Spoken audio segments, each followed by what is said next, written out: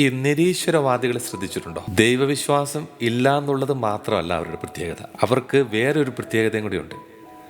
ദൈവവിശ്വാസത്തിനെതിരായിട്ട് ദൈവമില്ല എന്ന് വളരെ വ്യക്തമായും കൃത്യമായും മറ്റുള്ളവരെ പഠിപ്പിക്കാനുള്ളൊരു പ്രത്യേക കഴിവും അവർക്കുണ്ട്. വളരെ ലോജിക്കായിട്ട് ഫിലോസഫിയൊക്കെ വെച്ച്, ശാസ്ത്രമൊക്കെ വെച്ച്, സയൻസൊക്കെ വെച്ച് അവർ വ്യക്തമായിട്ടും കൃത്യമായിട്ടും പഠിപ്പിക്കും.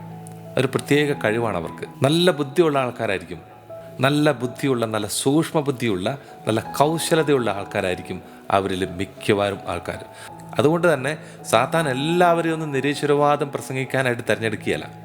നല്ല ബുദ്ധി, നല്ല സൂക്ഷ്മ ബുദ്ധി, നല്ല കൗശലതയൊക്കെ ഉള്ള ആൾക്കാരെ ഇതിനായിട്ട് സാത്താൻ തിരഞ്ഞെടുക്കുകയുള്ളൂ. ഇങ്ങനെയുള്ള ആൾക്കാരെയാണ് സാത്താൻ തിരഞ്ഞെടുക്കുന്നതെന്ന് വിശുദ്ധ ബൈബിളിൽ നിന്ന് തന്നെ നമുക്ക് കാണാനായിട്ട് സാധിക്കും.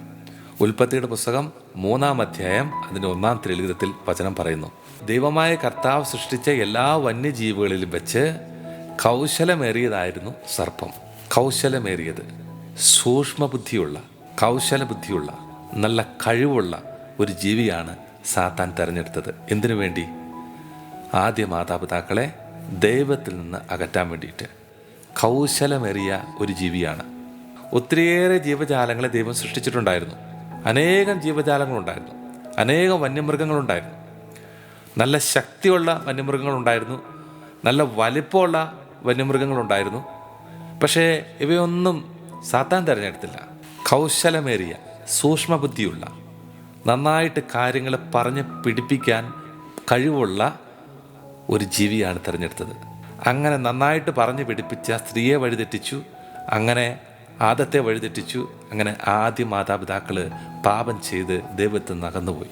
പ്രിയപ്പെട്ടവരെ, ഈ ആദ്യ മാതാപിതാക്കൾ ഈ സർപ്പത്തിൻ്റെ വാക്കുകൾ കേൾക്കാൻ പോകാതിരുന്നാൽ മതിയായിരുന്നു. അവരാ പാപത്തിലേക്ക് വീണു പോകില്ലായിരുന്നു. ഇതൊരു മെസ്സേജാണ് പ്രിയപ്പെട്ടവരെ.